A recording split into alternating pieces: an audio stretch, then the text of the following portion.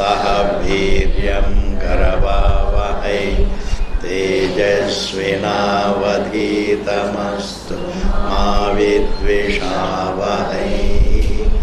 Om Shanti Shanti Shanti. Shruti Smriti Purananam Alayam Karunalayam Namami Bhagavatpada Shankaram Loka Shankaram Shankaram Shankaracharyam Keshavam Badarayanam Sutra Bhashya Kritav Vande Bhagavantau Punah Punaha.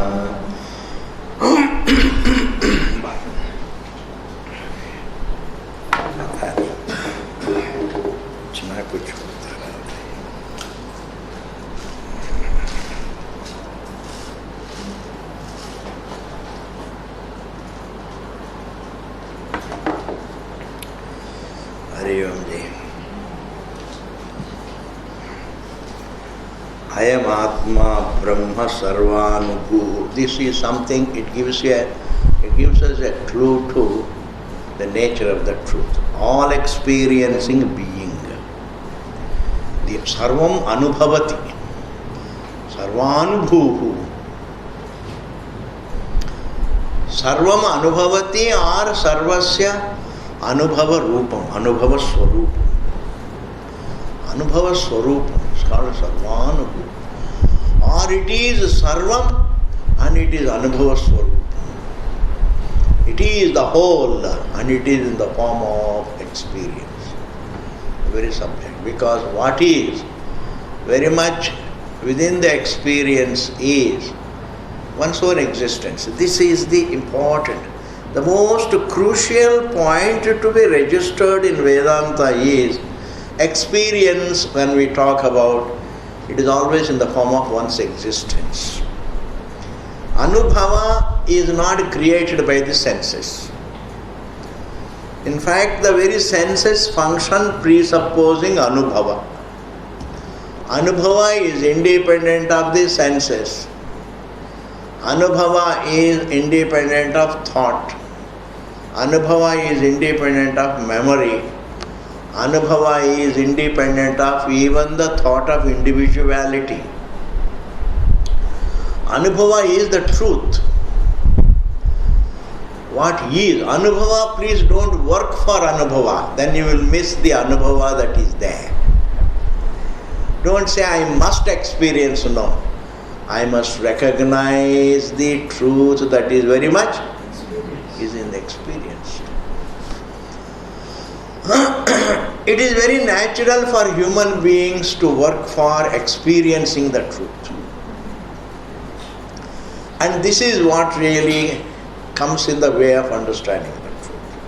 Because if I try to experience the truth, I miss to register the truth that is very much within experience. It's like when I search for myself, I miss myself. I can't search for myself.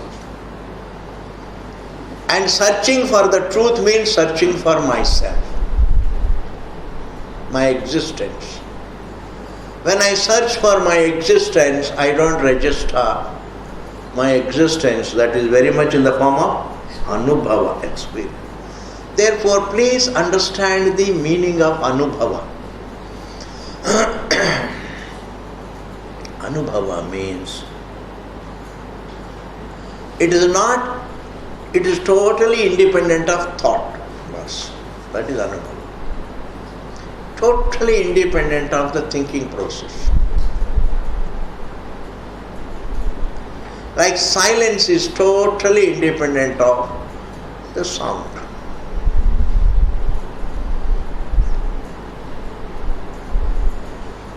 Similarly, Anubhava, that word Anubhava is used for the self in the realm of avidya in contrast to the thought. The word Anubhava is used for the truth in contrast to the error. This anubhava is what is called avagati. Avagati means independent of thought, you are experiencing. Therefore, the experience that is in the form of the truth is one's own existence. You cannot not feel your existence.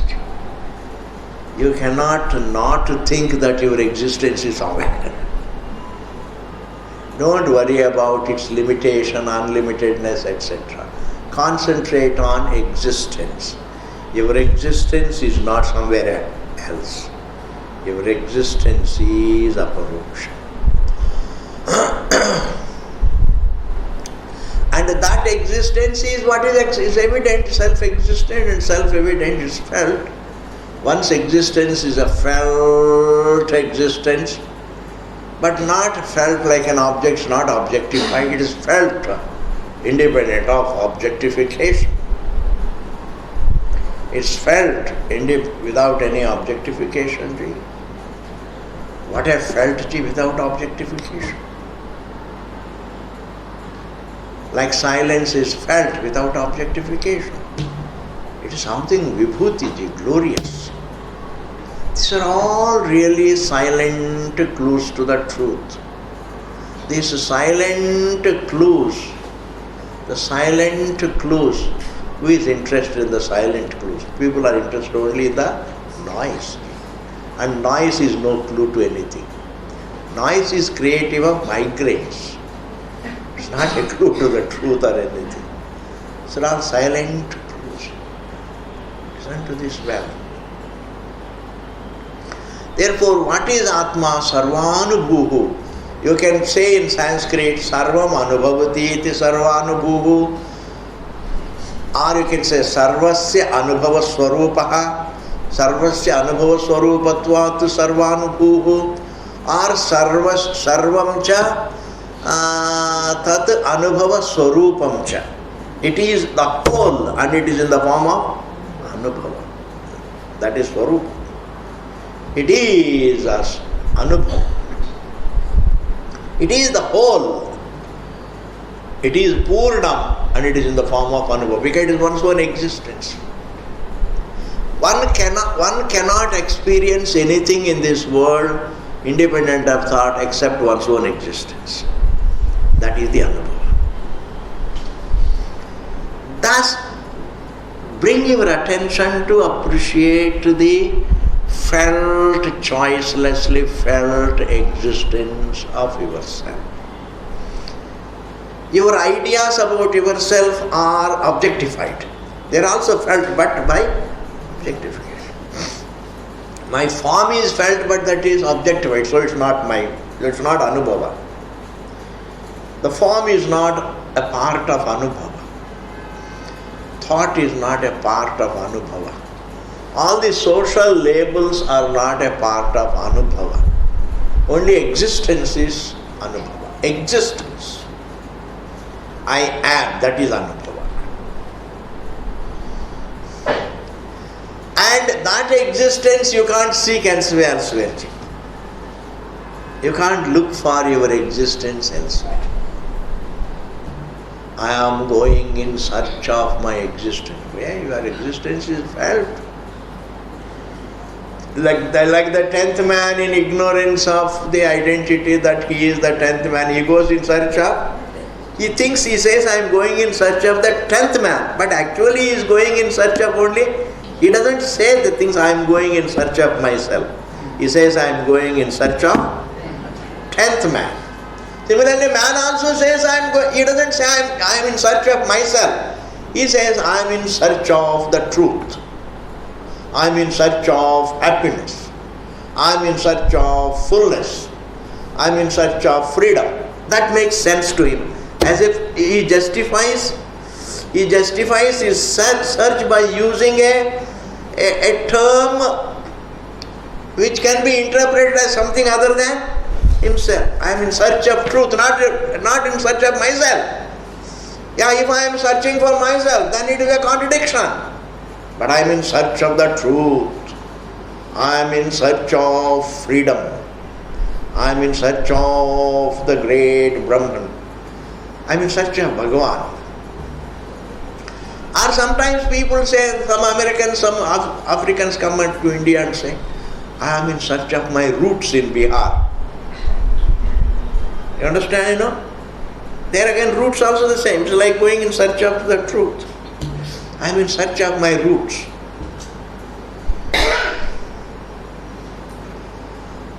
I say, most of the roots went to Africa. Where are the roots left here now? Says, I am in search of my roots. All these things, you see, you use a new word and conceal the truth. Yes. You justify everything that you do. Man can justify his stupid search just using a new language, nothing else. I am in search of money, I am in search of pleasures, I am in search of happiness, I am in search of freedom, I am in search of truth, I am in search of God. All means I am in search of myself, nothing else. It is just not possible to search for anything. For the truth, it is possible for the truth only to go in search of itself, because there is nothing else. But then why should the truth search for itself? It doesn't know that it is the truth. I don't know, I am this one. Therefore, like the 10th man, why does the Shruti give so much? 10th man said, why does the Advaita Parampara, the Sampradaya gives so much? Taittiriya Upanishad gives, Bhashya gives this example. Dashama Drishtantam. 10th man example. Why? Because man is in search of himself, but he thinks that he is in search of something called the truth,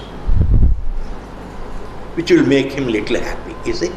Like the 10th man says, I am in search of the 10th man, and when I find the 10th man, I will get some comfort.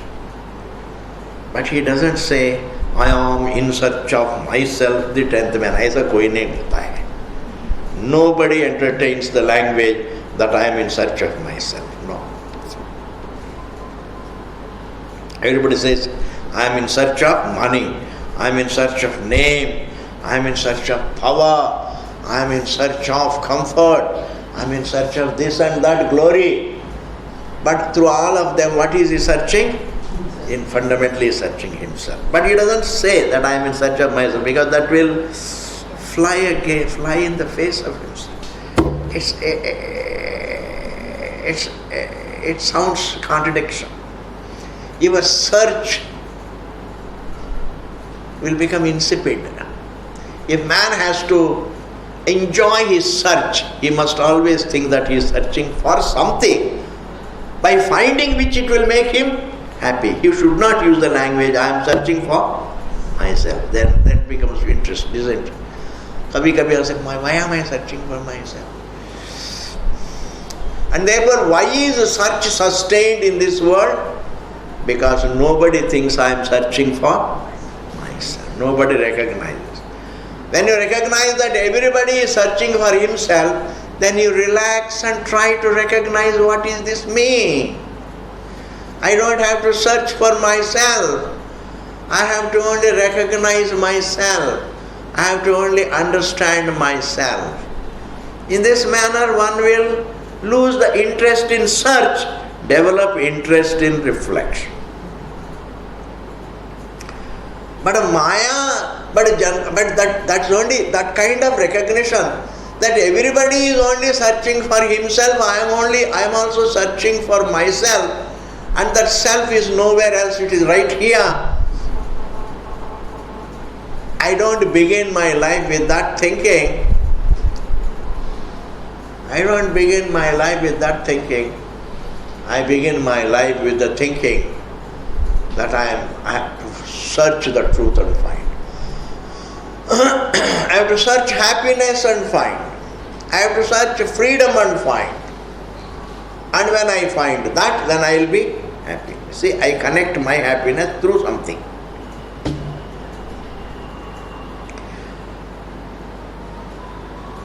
And I say, Even when a person says, I am searching for happiness, he justifies his search because happiness is something other than me. I am not searching for myself, I am searching for my happiness. I am searching for my happiness.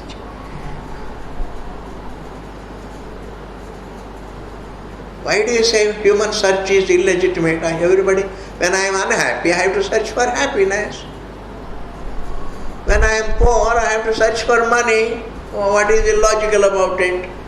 Your Vedanta comes and says all human search is illegitimate. How? When I am sick, I have to search for medicines. When I am poor, I have to search for money. When I am unhappy, I have to search for happiness. Where is the search illegitimate? Whereas Vedanta says the search is illegitimate. And this Vedanta explains because whether you call it search for happiness or search for freedom or search for money or search for name, search for power, search for heaven, search for God, search for truth, search for Brahman, actually you are searching for yourself. That makes it illegitimate. I am searching for myself and therefore it is illegitimate. Searching for oneself is illegitimate.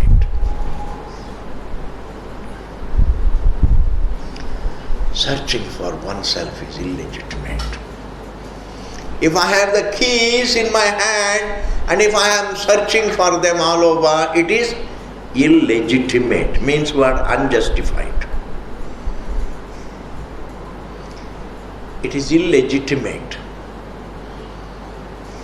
It's not a legitimate search. Something is away from me and if I search for it, it is legitimate. If happiness were away and if I search for it, it is legitimate. But all that man searches and searches and searches, all his search is illegitimate because he is only searching for himself. Even when he searches for money, I tell you, it is search for himself. Because in that search there is an illegitimate thinking, wrong thinking.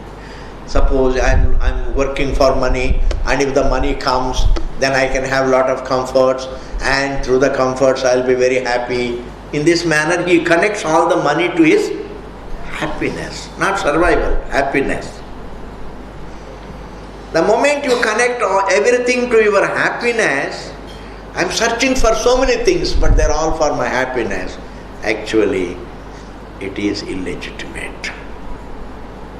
Because the objects that you search for cannot be connected to happiness. Therefore, even when you are searching for more and more money, you are actually searching for yourself.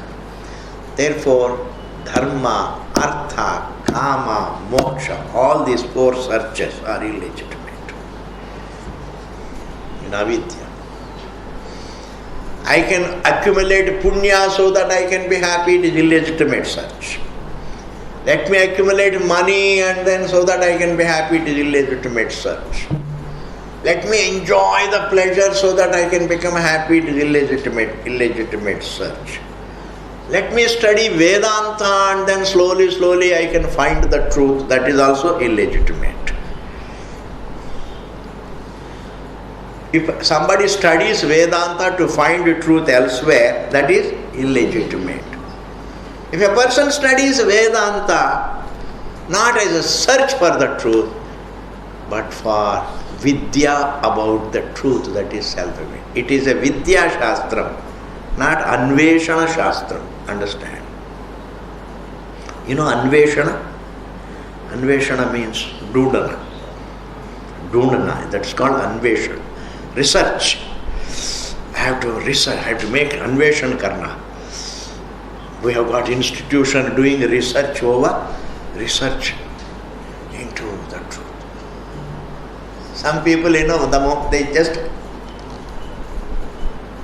add one word, research. Yoga Research Center. That brings a lot of donations, Ji. If you want donations, if your trust must get a lot of donations, what should you do? Add research. People get overawed over research. In Indian context, research is a very sophisticated Yoga Research Center. Brahma Vidya Research Center. What research you are going to do?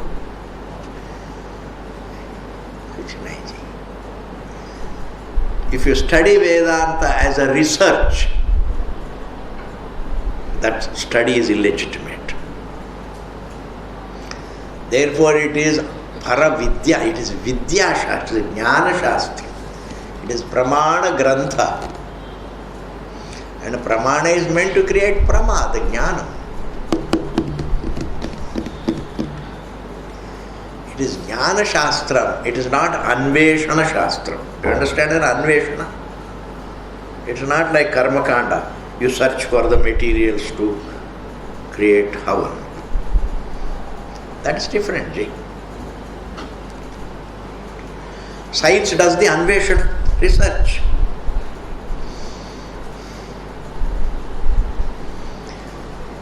Now what research can you do? Do research to find out whether you are there or not. How do you do research, Ji? Oh, this student of this philosophy student, he has done research and he ultimately discovered he is there. And he gets a doctorate. Previously, what did he think? He was not there. Therefore, the eyes present to me the colors. Then what more research can you do? It's a praman, that's final. Swataha pramanam natu parataha pramanam. It's a pramanyam doesn't have to be. The eyes have validity in the matter of presenting the colors to me. The eyes have pramanyam on their own, swataha. Not that I have to ascribe it. And I don't have to research and find it out. I know it. Everybody knows that to know the colors I have to open the eyes. It is swataha siddham. What is swataha siddham? You don't have to make research into it. Then why Vedanta is there? Say Vedanta only points out it is swataha siddham, better register it. Just register the fact that your existence is swataha siddham. Only registering. That's called the entire education. It's like register the difference between the cow and the horse. Previously you thought you mistook the cow for the horse and the horse for the cow. Supposing. You have been looking up, you have been thinking of the cow as a horse. Whenever you saw the cow, you thought, oh, this is a nice horse. And wherever you saw the horse, oh, wonderful cow. Where is the calf, etc., etc. Then the Vedanta comes and says, it is Anyonya Adhyasa. Itaretara Adhyasa it is. It's a mutual confusion. Therefore, now see the difference. Now we don't have to convert the horse into the cow and the cow into the horse. Just see the distinction. Sir, this is the cow, this is the horse. So between Satyam and Mithya there has been a confusion. So there is no discerning done between the Satyam and the Mithya. The conscious existence and the form. So the Shruti comes and says, Bhaya, this is the Satyam and this is the Mithya. Therefore Vedanta doesn't help you undertake a great research. Vedanta just tells you to register the difference between your existence and the body, the Mithya. Therefore it is not Anveshana Shastram.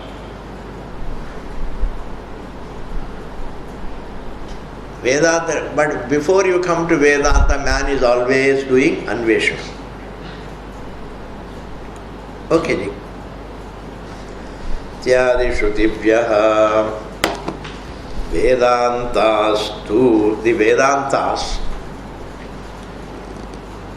Adhyaropita atadharma nivartakatvena tatra pramanamityupacharyante. Vedantas are, upacharyante means are called.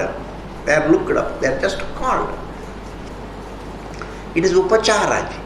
Upachara means not real, but it's a standpoint. Vedanta reveals the truth when we say it is upachara, it's not true. Vedanta, Atma is self-evident, one or not. Vedanta need not reveal it. A pramana by definition is that which reveals a fact. Is it not? Eyes reveal the colors. Ears reveal the sounds. Reveal means, the senses make the sense objects evident to me. Because independent of the senses objects are not evident. We can't call them self-evident. Sense objects are not self-evident. They are evident through the senses. Therefore, one can say that the senses make the sense objects evident to me. In other words, the senses reveal the sense objects. In that manner, Vedanta doesn't make my existence evident. Vedanta doesn't reveal my existence, because our existence is evident, it is felt. I am is felt. No, doesn't matter the error about it, but the existence of oneself is felt. The existence of oneself is felt, independent of Vedanta. Because he feels the existence, he goes to Vedanta. But then, still, that means Vedanta doesn't reveal the nature, it doesn't make the self-evident.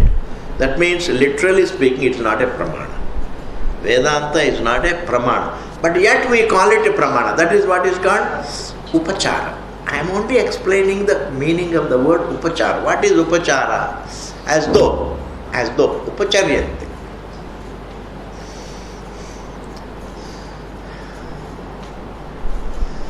Swarnartham akshatan samarpayami. That's called upachara. One Panditji came. So he was doing हवन, देवताओं को स्वर्ण देना है. He used to say, स्वर्ण तो है ही नहीं है. Then there is a rice, with haldi and all that, They are called akshatas. So स्वर्णार्थम अक्षतान समर्पयामि. देवताओं को बोल दिया, आप लोगों को तो वैसे तो सोना देना है, सोना नहीं, इसलिए उसके बदले अक्षतों को समर्पयामि. वस्त्रार्थम अक्षतान समर्पयामि. So for everything he was doing, actually nothing was being given to devatas. वस्त्रों के बदले अक्षतान समर्पयामि, स्वर्णार्थम अक्षतान समर्पयामि. And like this, for everything he was giving, akshatan samarpayami, akshatan samarpayami, akshatan samarpayami. Therefore, what is akshata? Upachara. Aupacharika vastram.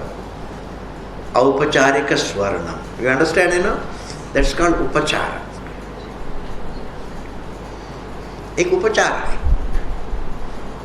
वैसे तो हमको आपको देने के लिए, 1 करोड़ देने के लिए मन आता है. 1 करोड़ नहीं, एक फूल है. That's called उपचार. You understand, That's called उपचार. ये फूल कहाँ से लाया? आपके बगीचे से ले.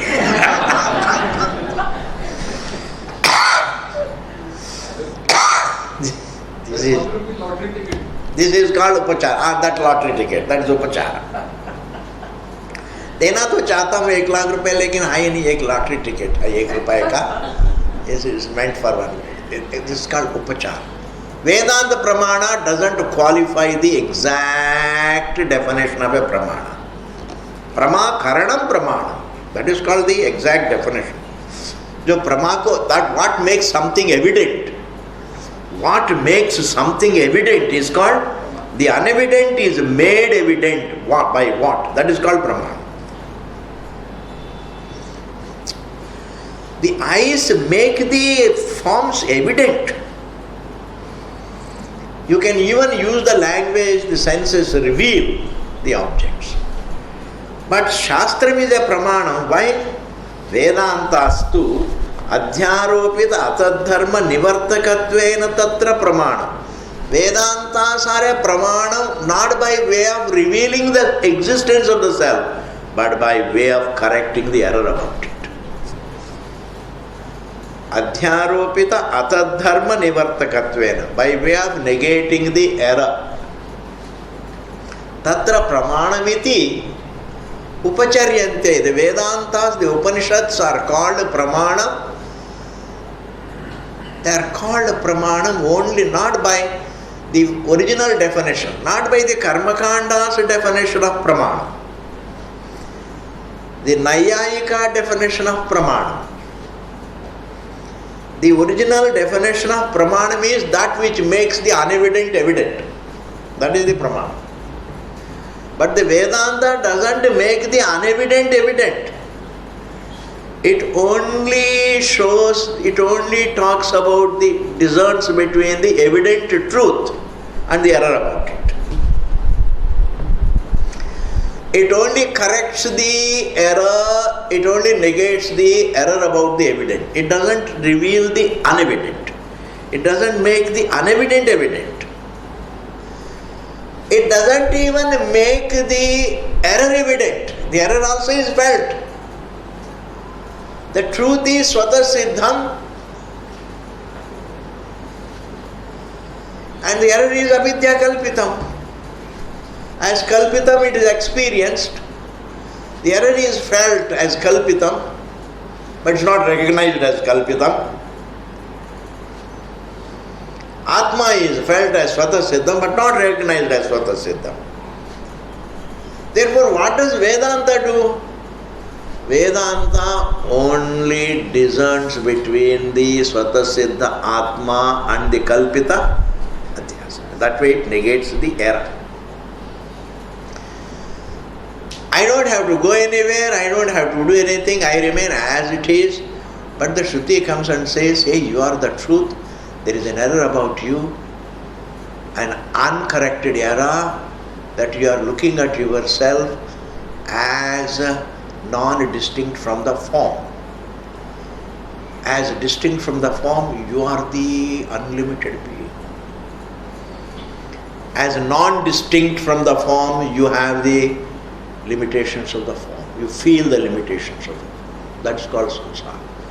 In this manner, Vedanta, as by way of correcting my vision about myself, by way of correcting my vision about myself, it is called pramana. Understand this clearly, please.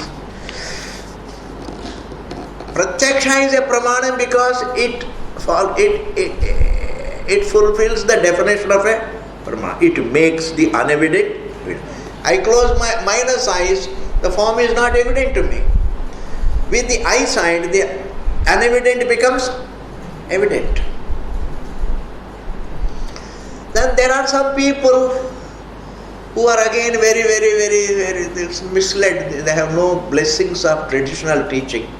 उसके लिए भी भाग्य चाहिए. I am telling you, for the traditional teaching of Vedanta, you need to have भाग्य.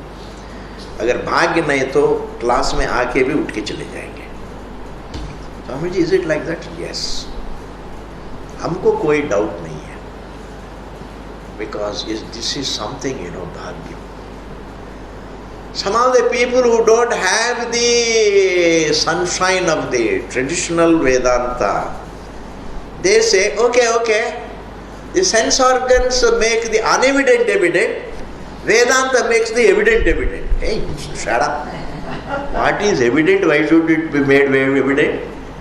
Therefore, it is adhyaropita atadharma nivartakatvena pramanam. That must be bracketed. It is a pramanam by way of discerning between the self-evident and the error.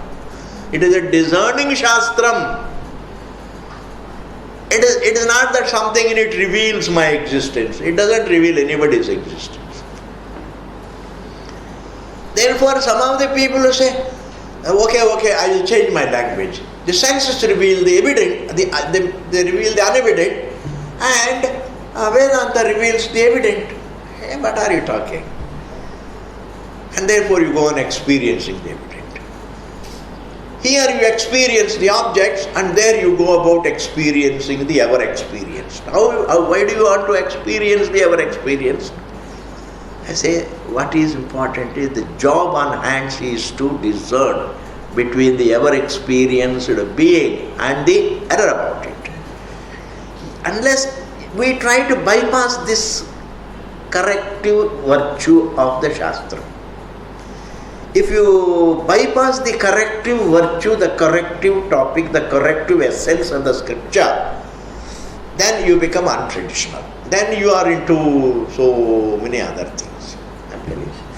Vedanta is traditional only as corrective.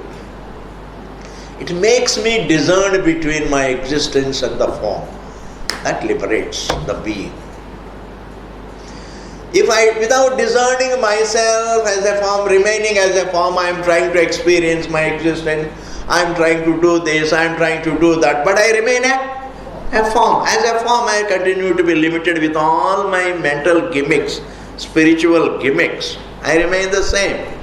Therefore, if at all there is any blessing, that has to come from discerning between my conscious existence and the form. That's why here Bhashyakara says, Vedantastu Adhyaropita Atadharma Nivartakatvena Tatra Pramanamit Upajaryante. In fact, he is quoting Bhashyam. Vastutastu, in fact. Vastutastu means in fact. Avishayatvat. In fact, the Atma being not an object, Avishayatvat, Aprameyameva tat. It is not an object of any pramana. Going by the original definition of pramanam, Atma is not prameyam. Clear? Going by the original definition of pramanam,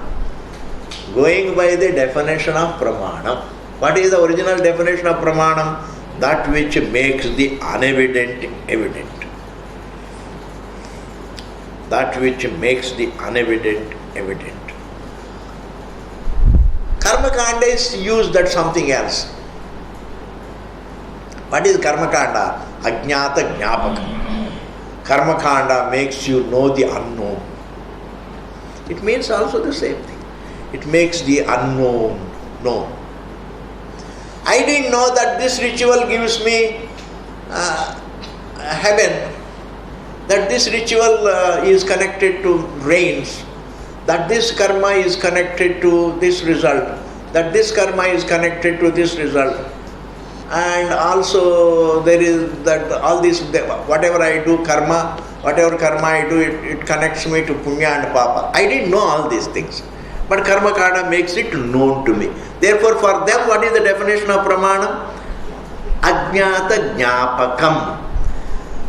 That which makes me know what is unknown to me. It means the same thing. Ajnata jnapakam. And also, it is the unevident evident. What is something that is, it's same thing. In Sanskrit, if you say, the senses also make the ajnatam jnatam. They reveal they make me know the unknown forms.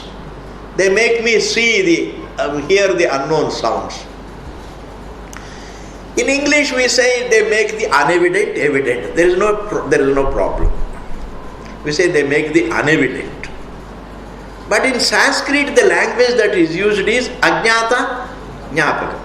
Karmakanda defines itself as ajnata jnapakam. Karmakanda also looks at, not only Karmakanda, even Vedanta looks at the pratyakshadi pramanas as ajnata jnapakas. Whereas Vedanta pramana is not ajnata jnapakam. Vedanta pramana is adhyaropita atadharma nivartakam. It is corrective Shastra. ये बहुत ही जरूरी है जी समझना. If a person understands it silently, very correctly, my God, that means my existence is totally identified with a small form. And I look like a human individual. Otherwise, the subject is something, in his attention falls all the three states. He is unlimited. The unlimited feels shrunk to the nature of to the size of a form. The unlimited feels shrunk to the size.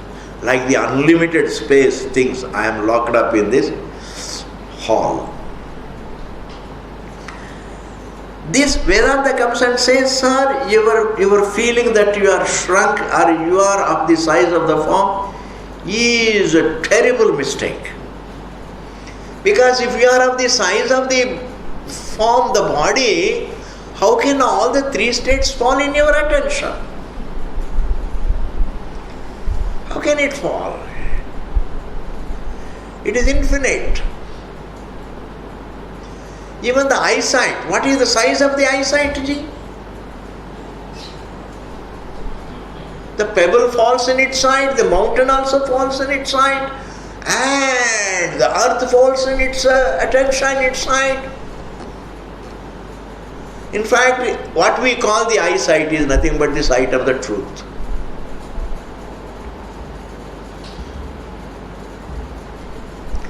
That is why he says,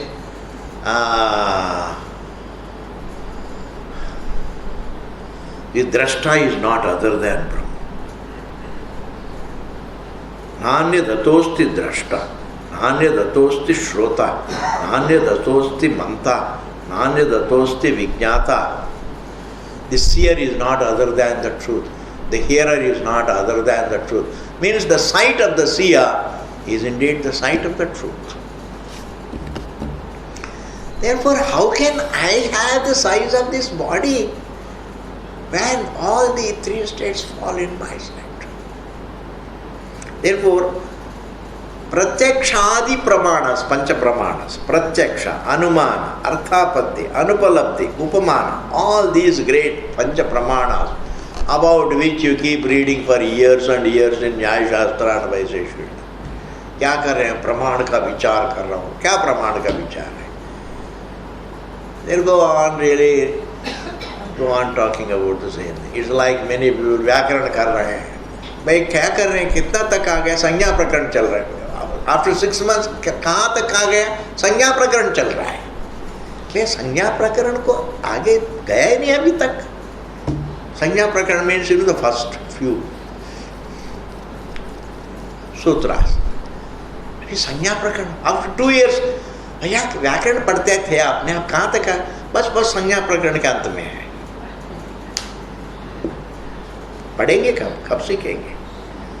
so you are doing प्रमाण विचार 12 साल तक. क्या प्रमाण है? There is a bluff in a lot. If you leave Vedanta and get into various schools in this world, they just waste your time. They waste your time. They waste your time. They waste your time. All the time learning unnecessary things, जिसका कोई अर्थ ही नहीं. You are really researching into the skin and the flesh and the bones of the snake. Is it not a waste of time to you? What is the class of this snake?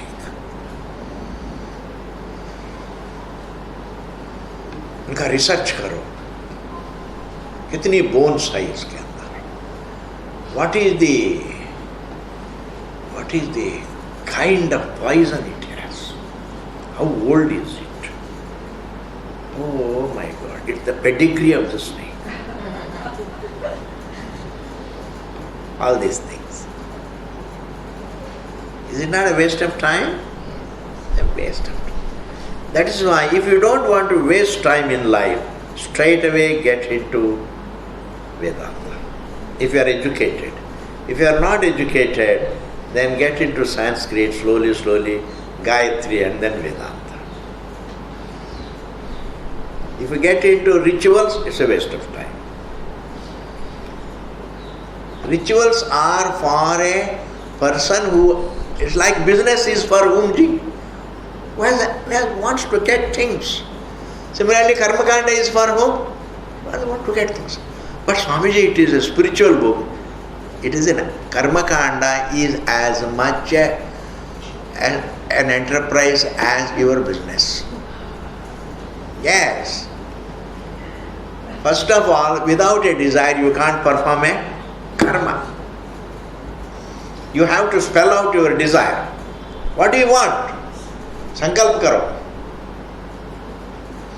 पुत्रे च चाहिए और वित्तेच्छा और जाया वित्ता पुत्रा और something और स्वर्ग और वर्षा some इच्छा.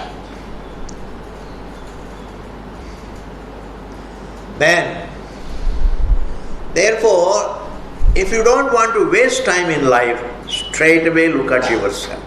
Make yourself the topic. Then you are not wasting your time. Because in truth there is no time to be wasted anywhere. But as a jiva I am in time. If I have to reach the timeless, if I have to understand the timeless, I should make the best of my time. I use time to understand the timeless. I mean, to be very practical, we have very limited time, ji. What else? How much time do we have? Once you reach 60, and you have problems. Each limb says, बहुत हो गया जी, हम लोग थक गए हैं. Your vocal cords also start saying, जवाब देने लगते हैं, हम लोग बहुत थक गए हैं, don't overuse us.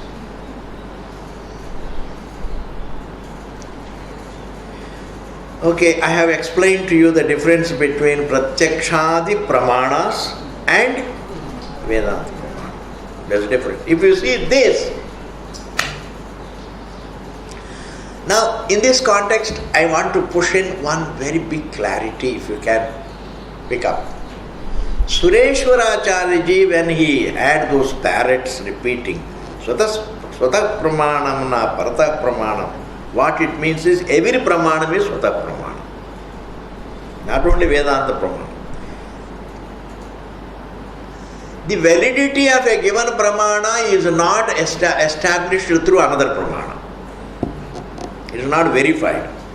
The Pramanyam of a Pramana is not verified by another Pramana. If the Pramana, the validity of a one Pramana has to be verified by another Pramana, then the validity of the another Pramana also has to be verified by the third Pramana, and it will go on and on. It will become regress ad infinitum. It is a wrong thinking. Whenever your thinking precipitates a dosha called anavastha, that means there is no such a thing called anavastha dosha. I have gone wrong. I precipitate anavastha dosha by thinking wrong. Somewhere I take a wrong turn in my thinking and I end up a dosha. There are no doshas in creation. When I think wrongly, I precipitate dosha. Please understand. Precipitate. I precipitate means I create a flaw. I create a flaw. Anavastha is a dosha, a flaw. Why I make a mistake? That Pramana needs to be verified by another Pramana is a wrong turn. And that leads to Anavastha dosha.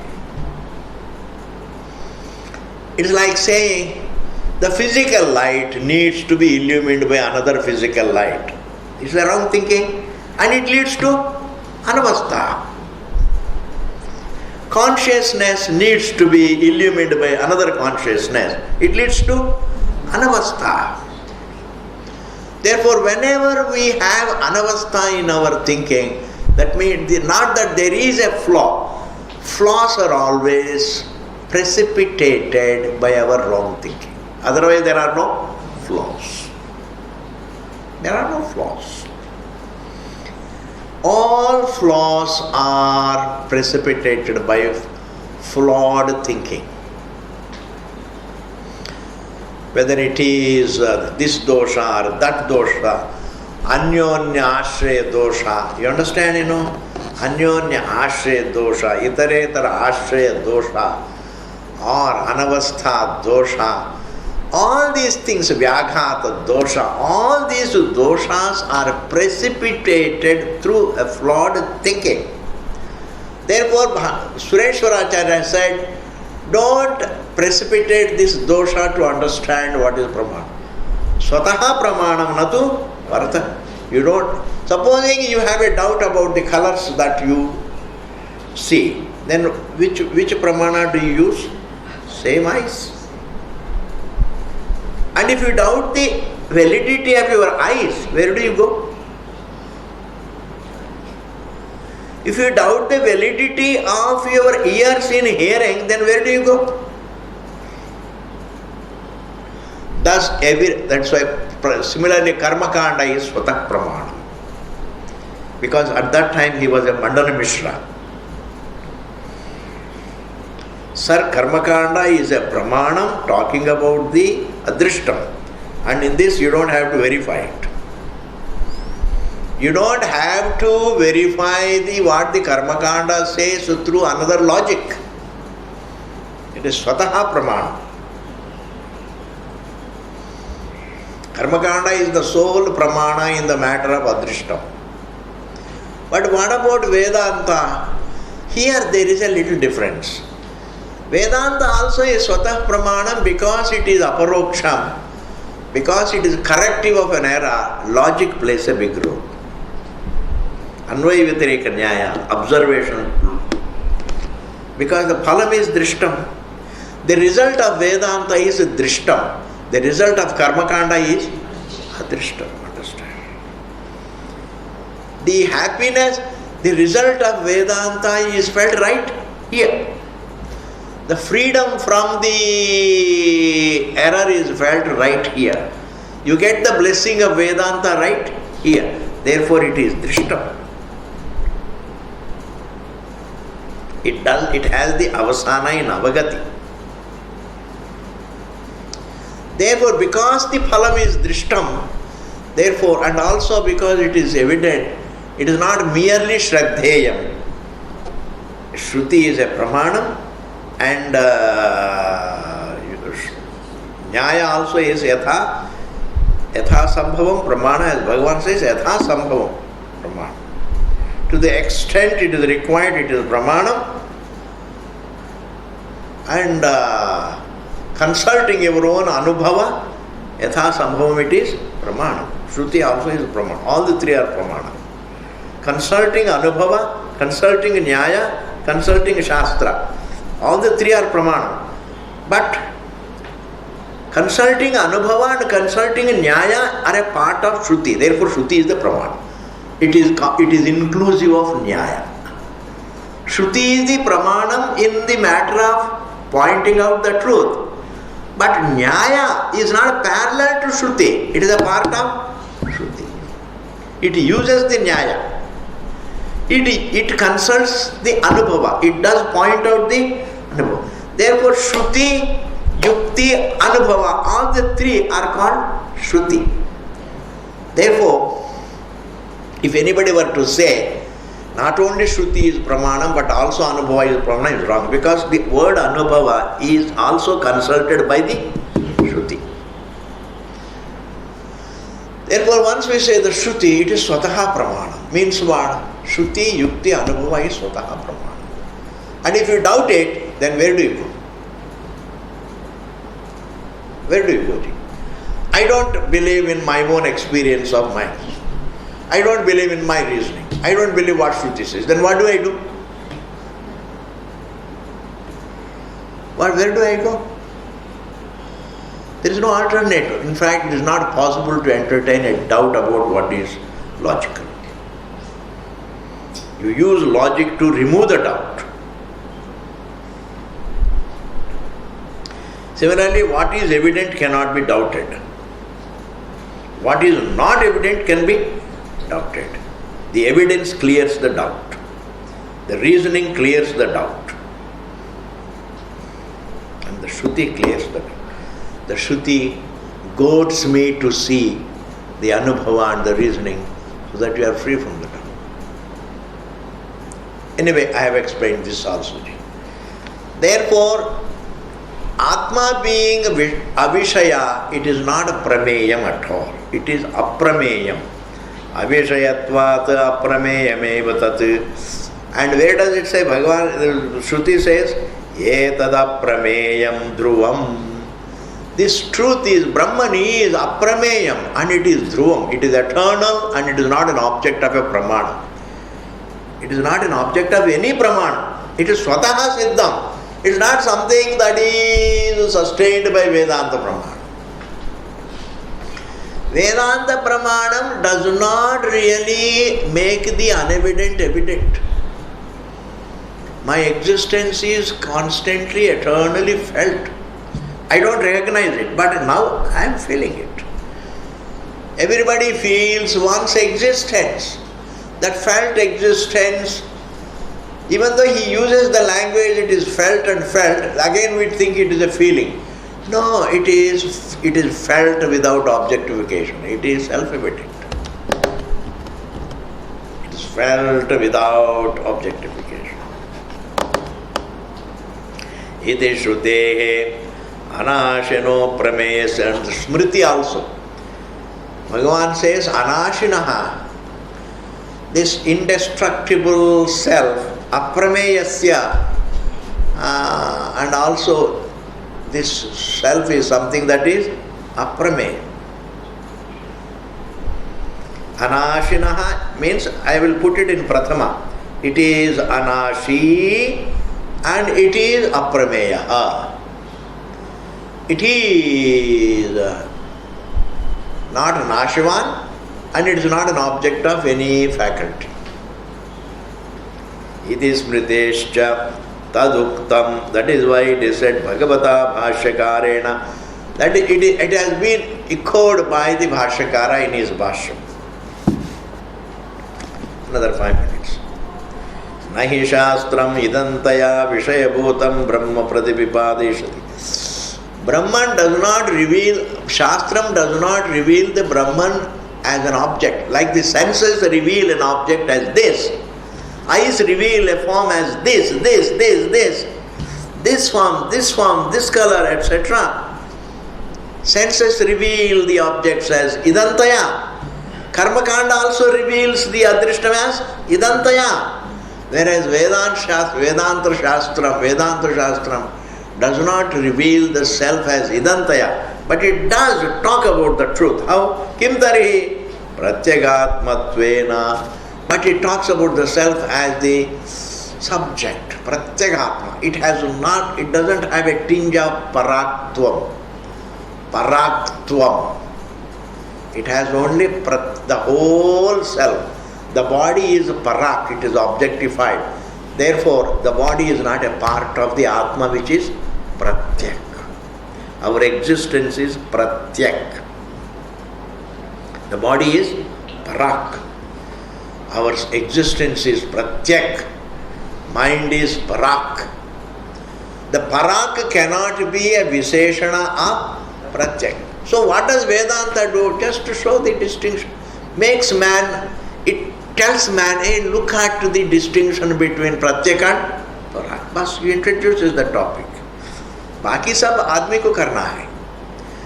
The rest of it, the student has to live his life looking at the distinction between his existence and his form. His existence and the form, you see.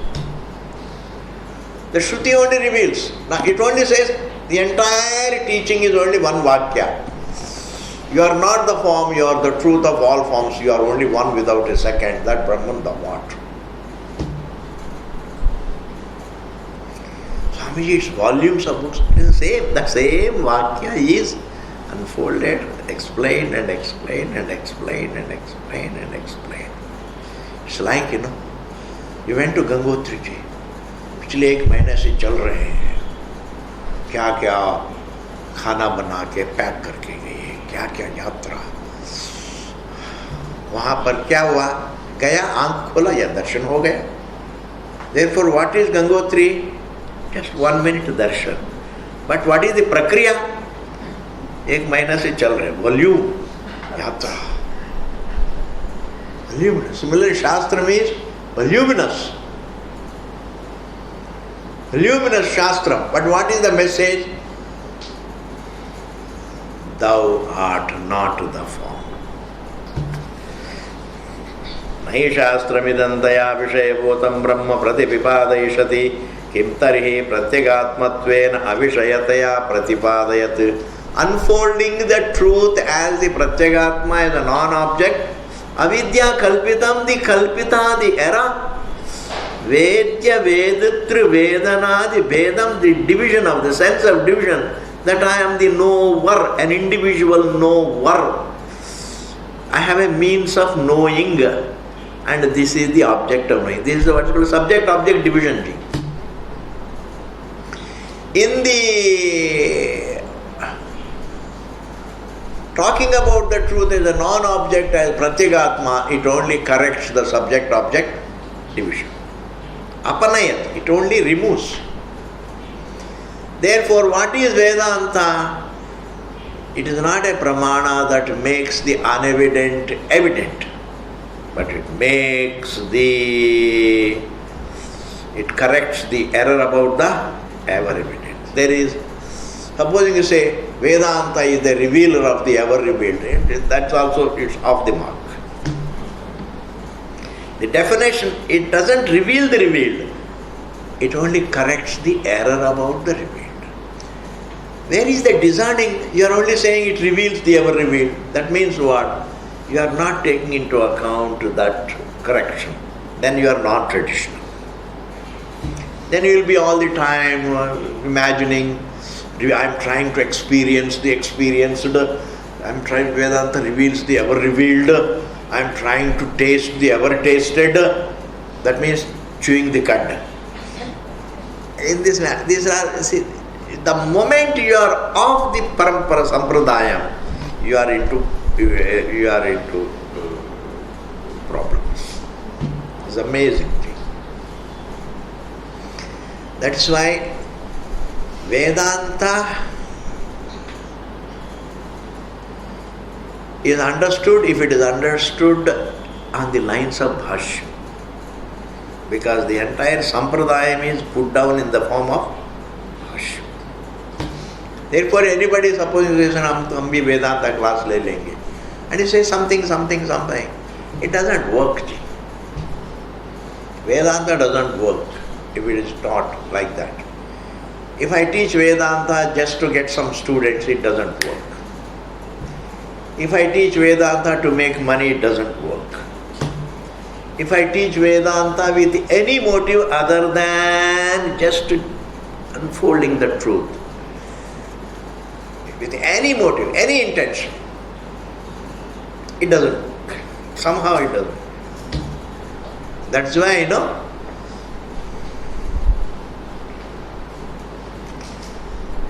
Parvati says, and Lakshmi says, to Bhagavan Vishnu, भगवान जी इतने लोग वेदांती लोग हो गए पृथ्वी में, सब पुण्यात्मा लोग हो गए, यहाँ पर तो नरक में कोई आएंगे नहीं है. क्या होगा?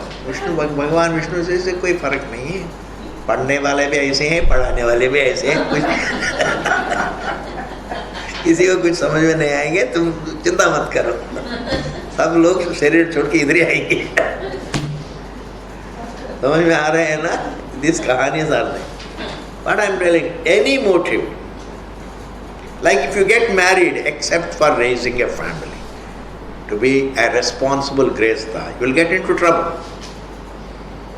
You get married with some other motive. Oh, I am marrying a rich man so that I can make money, I can get money and enjoy, then it doesn't work. You enter into grehastha only as a part of moksha, sadhana. Let me become a grehastha, let me raise a family, let me stabilize myself, let me make myself comfortable, children comfortable, husband comfortable, so that we all together think of Bhagavan.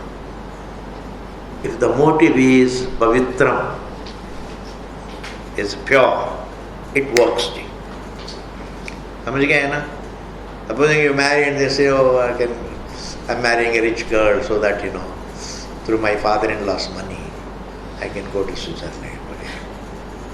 Ultimately, you will lose father-in-law plus money and plus his daughter.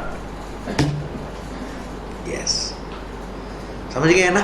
पूर्णमदः पूर्णमिदं पूर्णात् पूर्णमुदच्यते पूर्णस्य पूर्णमादाय पूर्णमेवावशिष्यते.